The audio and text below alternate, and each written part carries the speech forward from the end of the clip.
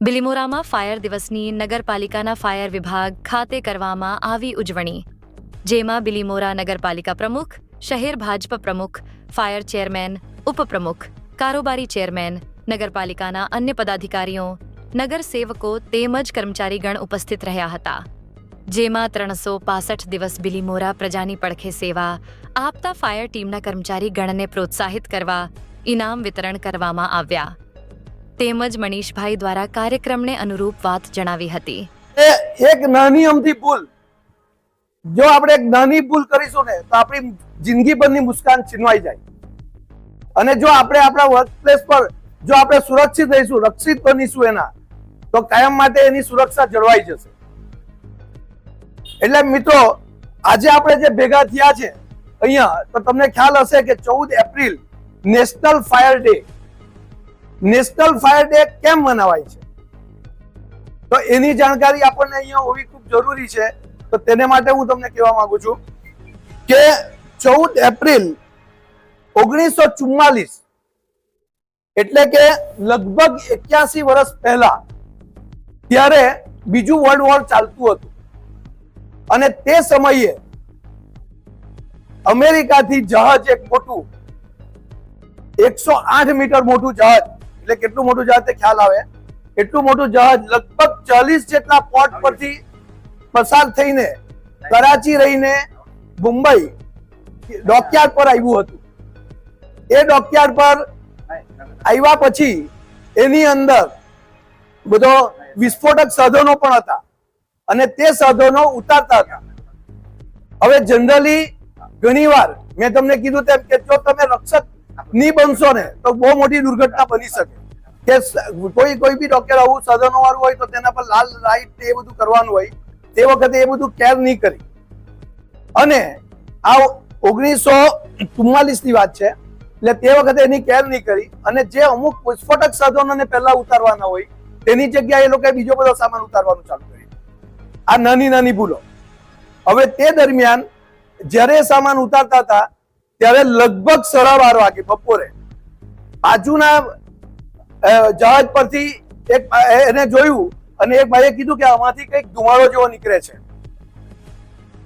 પણ આપણે બી ઘણી વાર જોઈએ ને કે આપણે ધ્યાન આપતા નથી, એમ એ લોકોએ બહુ માઇન્ડ પર લીધું જ નહીં અને એમને એમનું કામ ચાલુ રાખ્યું. લગભગ 1:30-2 વાગ્યા પછી જયારે જે માલ અનલોડ કરતા હતા જે કામ માણસો, તે લોકોને પણ એવી ગંધ આવીને એ લોકોને ખ્યાલ આવ્યું કે કંઈક ગડબડ થાય છે. એટલે એ લોકોએ તાત્કાલિક જોયું તો એ લોકોને ખ્યાલ આવ્યો કે કંઈક અહીંયા પ્રોબ્લેમ થવાની તૈયારીમાં છે, ચાલુ થઈ ગયો છે. એટલે એ લોકોએ ફાયર વાળાને કોલ કર્યો, પણ તે કોલ લાગ્યો જ નહીં. મીનવાઇલમાં તે ટાઈમે એમની પાસે 2 ફાયર ટેન્ડરો હતા, જે આપણે લાલ બંબા કહીએ ને એને ફાયર ટેન્ડર કહેવાય. તો 2 ટેન્ડર હતા એટલે તે લોકોએ આનું આગ ઓલવવાનું કામ સ્ટાર્ટ કરી દીધું. પણ તેમાં પણ વાર લાગી. એટલે થોડી વારમાં તો લગભગ 4 મિનિટે જબરજસ્ત વિસ્ફોટ થયો. એ વિસ્ફોટ એવો થયો કે 108 મીટર લાંબુ જહાજના 2 ટુકડા થઈ ગયા. અને એ જે ટુકડા થયા તેમાંથી સ્ટીમ એન્જિનનું બોઇલર ઉછળીને 800 મીટર દૂર ફેંકાઈ.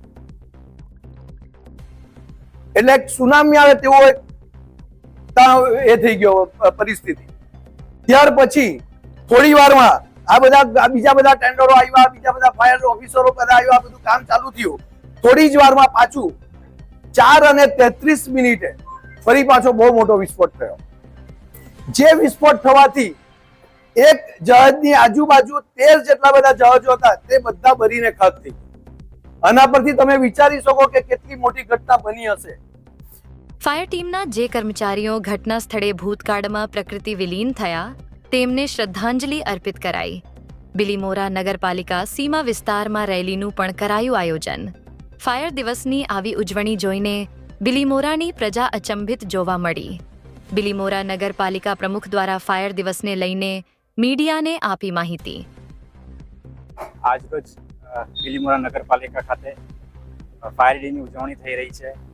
ફાયર ડેની ઉજવણીનું મહત્વ કહીએ તો આપણે એક શ્રદ્ધાંજલિના રૂપે છે, કારણ કે 81 વર્ષ પહેલા ફાયર બ્રિગેડના 67 જેવા જવાનો શહીદ થયેલા. એટલે આપણે એક શોકના રૂપે એ ઉજવીએ છીએ. અને આપણા બિલીમોરા નગરપાલિકાના જે ફાયરના કર્મચારીઓ છે એમને પ્રોત્સાહન એક ઇનામ રૂપે આપીએ છીએ. દર વખતે બિલીમોરામાં ફાયરની તમામ ગાડીઓને શણગારીને બિલીમોરા શહેરમાં ફરવામાં આવે છે. અને ટૂંક સમયમાં બિલીમોરા નગરપાલિકાને 2 નવી ગાડીની ડિમાન્ડ હતી એ પૂરી થઈ રહી છે સરકાર દ્વારા. એક મોટું બ્રાઉઝર આવે છે, એક નાનું મિની ફાઇટર આવે છે. બિલીમોરા માટે ખૂબ સારા એક સમાચાર છે. હું બિલીમોરા નગરપાલિકા પ્રમુખ તરીકે દરેક ફાયર કર્મચારીઓને ખૂબ ખૂબ અભિનંદન પાઠવું છું. અને પોતાનો જીવ જોખમમાં મૂકીને જે કામગીરી કરે છે એ બધા એમને બિરદાવું.